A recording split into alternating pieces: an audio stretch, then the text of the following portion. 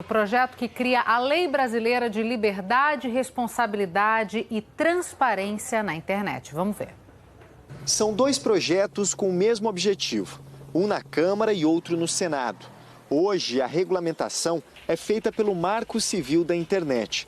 As novas regras vão valer para plataformas com receita bruta anual superior a 78 milhões de reais, mesmo que tenham sede no exterior. De acordo com a proposta, a plataforma precisará diminuir e, se possível, eliminar a disseminação de conteúdo falso pelos seus usuários e proibir o uso de robôs, por exemplo. Os sites terão de fornecer um mecanismo para qualquer usuário reportar informação falsa, além de tornar públicas as providências tomadas.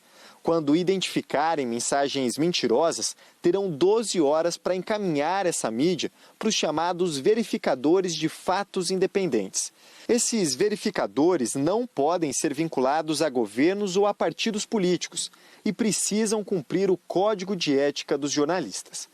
Se um conteúdo que já foi popularizado após a checagem for considerado falso, as plataformas deverão implementar medidas para minimizar sua disseminação.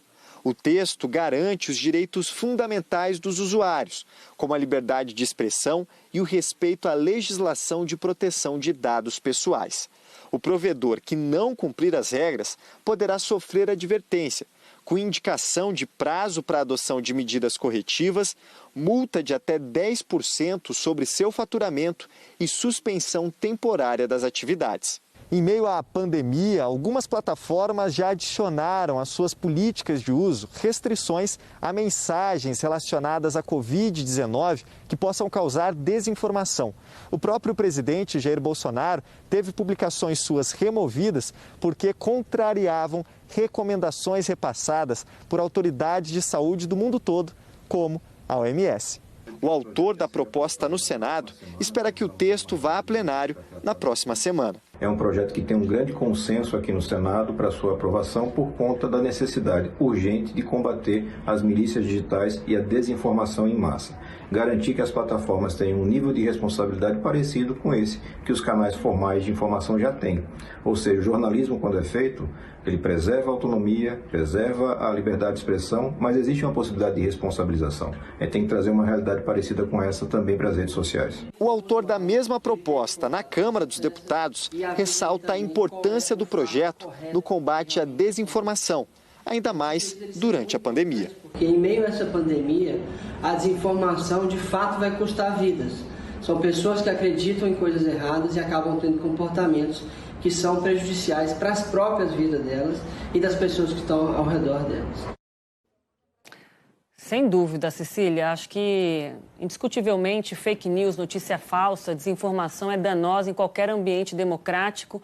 No momento da pandemia que a gente enfrenta, então, impacta a vida diretamente, desinformação mata. Então, vamos mais fundo neste assunto, com quem entende do tema, o diretor do Instituto de Tecnologia e Sociedade, além de ser professor da UERJ, Carlos Afonso, está aqui com a gente hoje para falar um pouquinho mais disso. Ele também é membro da Comissão de Direito do Autor e do Entretenimento da OAB do Rio de Janeiro. Professor Carlos, um prazer te receber aqui. Pelo que a gente pôde depurar dessa reportagem do Nilson Clava, esse projeto, que de fato é muito bem-vindo e oportuno, ele vai alterar o Marco Civil da Internet e vai passar também a responsabilidade, o que não acontece hoje, para as plataformas sobre o que é publicado ou não com relação à notícia falsa. Mas a implementação disso e a discussão demanda aí um certo envolvimento, um aprofundamento para que, de fato, tenhamos o resultado esperado, em especial que a liberdade de expressão não seja comprometida, não é?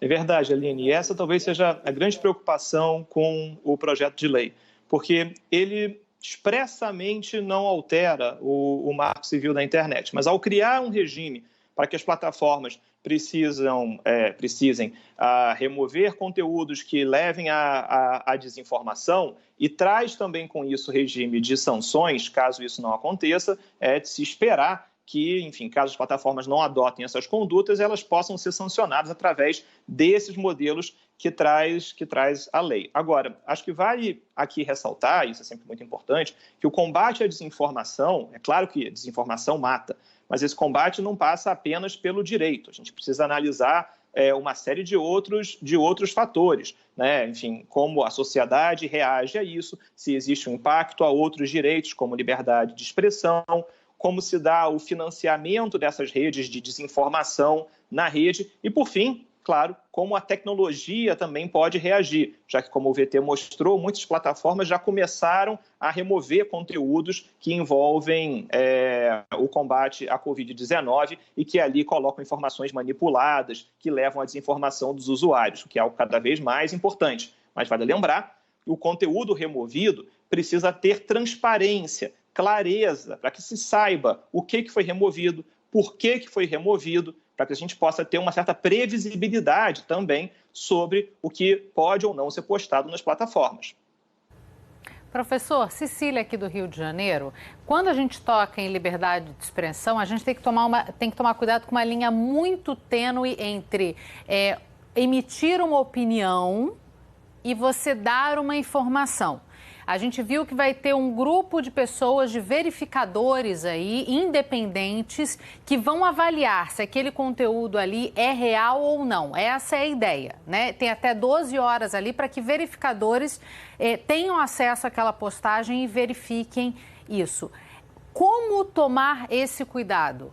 Quando a gente está falando da emissão de uma opinião ou a emissão de um fato, a emissão de uma opinião e a emissão de um fato. Cecília, esse talvez seja um dos temas mais difíceis. Pessoalmente, me parece que o PL ele é muito bem intencionado, mas ele precisa de reparos, especialmente para que não gere um impacto importante sobre a liberdade de expressão. Nesse ponto que você me pergunta, eu acho que um exemplo muito cristalino a gente pode tirar do finalzinho do ano passado, quando um vídeo foi adulterado da presidente da Câmara dos Estados Unidos. Ele foi reduzido a velocidade para parecer que ela estava embriagada, né? O vídeo foi, então, manipulado e foi postado em várias plataformas. Inclusive, até o próprio presidente Trump retweetou esse vídeo. E aí, diferentes plataformas começaram a trabalhar com esse vídeo de formas distintas. Por exemplo, uma plataforma de vídeo removeu de cara, entendendo que era falso, né? Uma outra rede social levou para verificadores externos, que em 72 horas voltaram dizendo verdadeiramente esse vídeo foi adulterado. E aí isso colocou uma etiqueta no vídeo dizendo esse vídeo foi manipulado, e com isso a visibilidade dele foi reduzida.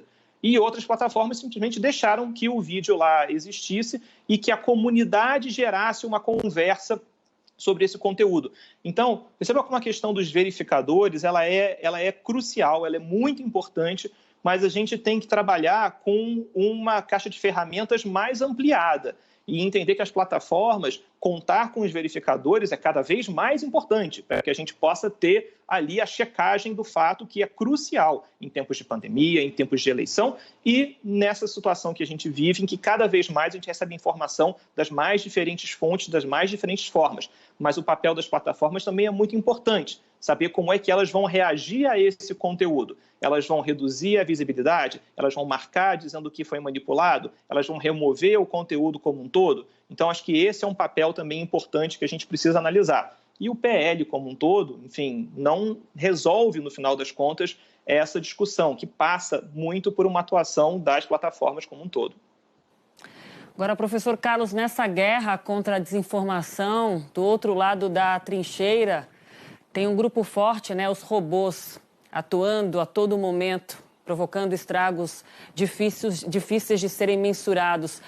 Para o que está previsto hoje nesse projeto em discussão agora no Senado, ele dá conta da complexidade e da tecnologia exigida para combater notícia falsa que é propagada por essas máquinas?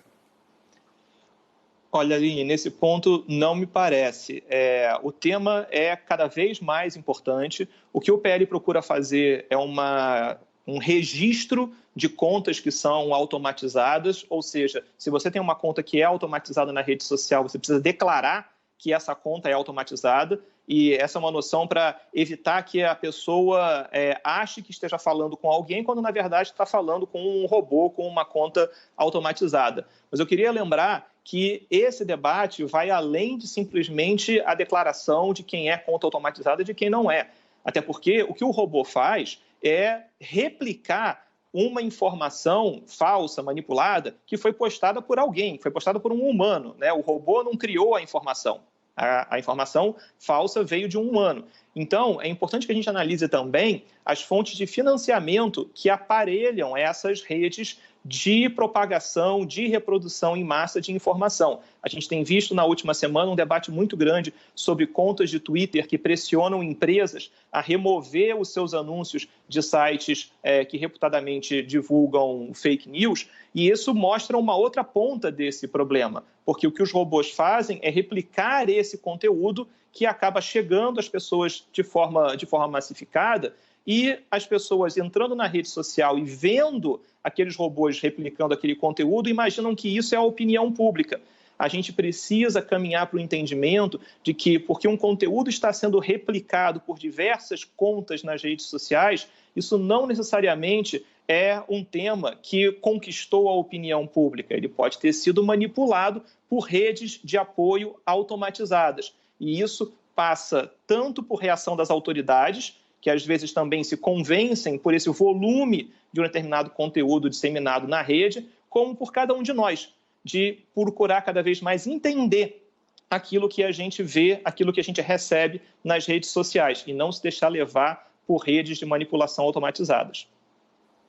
Discussão boa que vai se aprofundar nos próximos dias, aguardando então se nessa reunião de líderes do Senado de hoje vai de fato ser definida a pauta da semana que vem e se esse projeto tão importante vai ser então colocado em votação. Professor Carlos, contamos com você então para acompanhar esse assunto aqui com a gente tão importante. Muito obrigada por enquanto. Ótimo final de semana para você.